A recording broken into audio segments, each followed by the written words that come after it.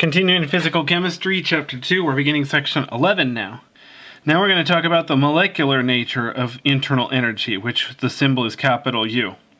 Now this is technically not part of thermodynamics, this is part of statistical mechanics. We're just bringing it up because it might help you understand what internal energy is. Now internal energy is the sum of all the different types of energy inside of a system.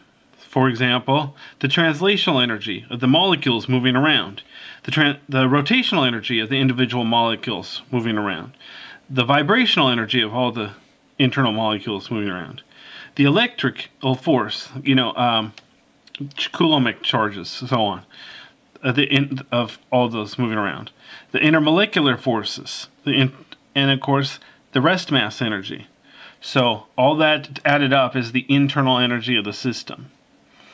Now, the translational, rotational, and vibrational, that energy is a function of temperature. Now, the electronic, that's what this is, the electronic. I should point that out. Make sure. We'll talk about that when we get back to quantum mechanics. So the electronic internal energy, if you're below a certain temperature, let's say 5,000 kelvins, that's roughly constant. At higher temperature, that'll become more relevant.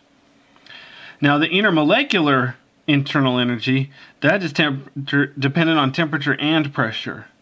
Actually, at really high temperature or low pressure, it becomes irrelevant, which brings us back to the ideal gas law. Now, the rest mass, that is constant. Now, let's say we have motion in 3 dimensions, x, y, and z. So we have 1 degree of freedom to move at pretty much any speed in the x-axis. We have 1 degree of freedom to move at pretty much any speed in the y-axis, which is completely independent of what speed we're moving in the z-axis. So we say we have 1 degree of freedom for each axis. The universe is 3-dimensional, therefore, just for this translational motion, we have 3 degrees of freedom. Now, as I mentioned before, I think it was chapter 1, thermodynamics is based on classical mechanics. Now, the internal energy, the molar internal energy for our system, substance, whatever, is 1/2 times R times the temperature for each degree of freedom. Oh, that's per mole of gas. Well, that's redundant because I said molar up here. So, like for the x position or x movement, the U is UM, I should probably say that. UM is equal to 1/2 RT. And for the Y movement, the molar internal energy is 1/2 RT. And for the Z movement, the internal molar energy is 1/2 RT. And like I said, that's 3 degrees of freedom for the translational internal energy. And remember, R is the gas constant we talked about before, 8.314 joules per mole per Kelvin. Now, if we're talking about molecules or atoms, it gets a little bit trickier when we talk about rotational. For example, an atom, if we rotate it, we're assuming they're spherical basically, but if you rotate an atom, it doesn't store any energy rotationally. And likewise, an atom has no vibrational motion. Now, if we have a linear molecule, such as like diatomic nitrogen, diatomic oxygen, carbon dioxide, etc., we still have the 3/2 RT for the translational motion, but it can also rotate about one axis.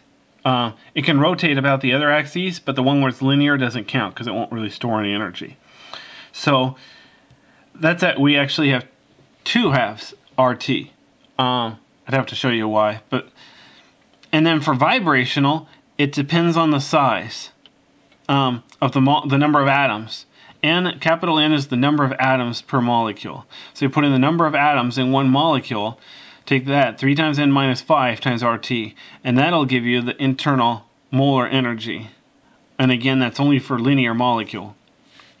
Now, nonlinear molecule, the translational is exactly the same. You have 3/2 RT. For rotational, you have 3/2 versus 2/2 because of, like I said, that one axis where it's linear or nonlinear. That's 1 degree of freedom extra for the nonlinear. And then vibrational, It's actually 3n minus 6 RT.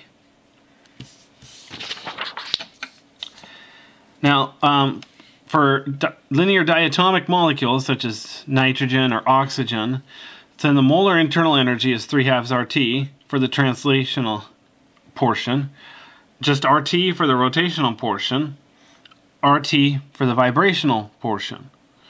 So for nitrogen, oxygen, etc., the internal molar energy is just 3.5 RT, or 7/2 RT, depending on if you like fractions or decimal.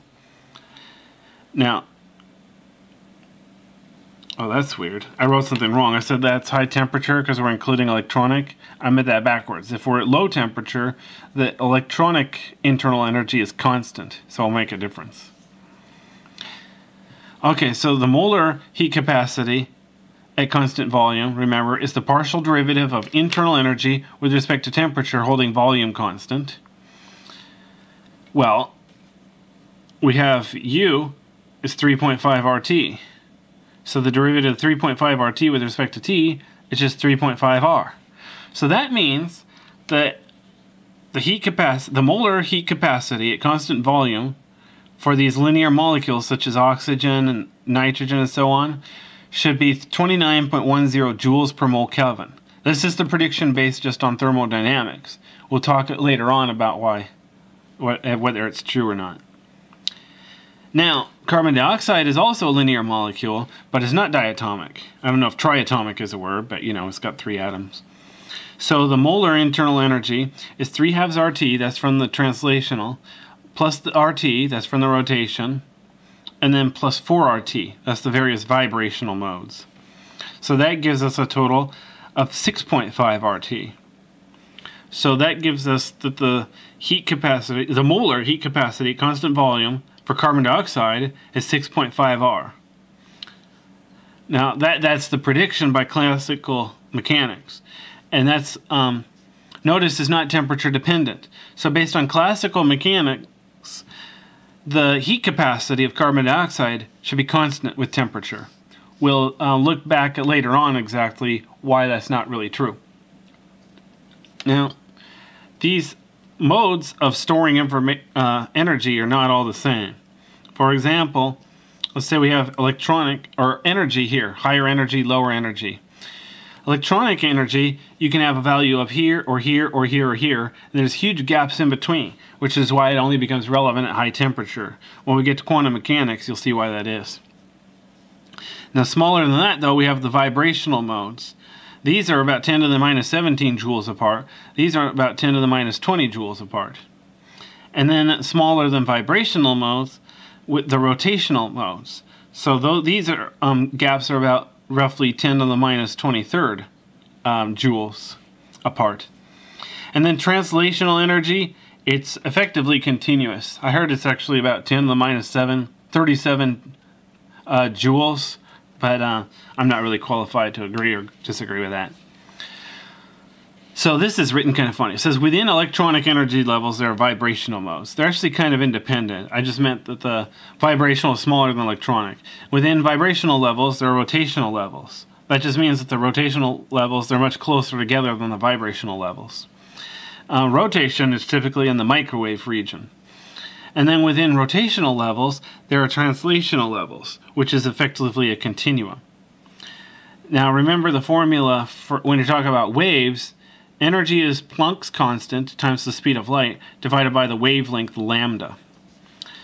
Now, unlike the electronic energy, which is pretty much constant at room temperature, the vibration modes, that's active even at room temperature. That is all we're doing for Chapter 2.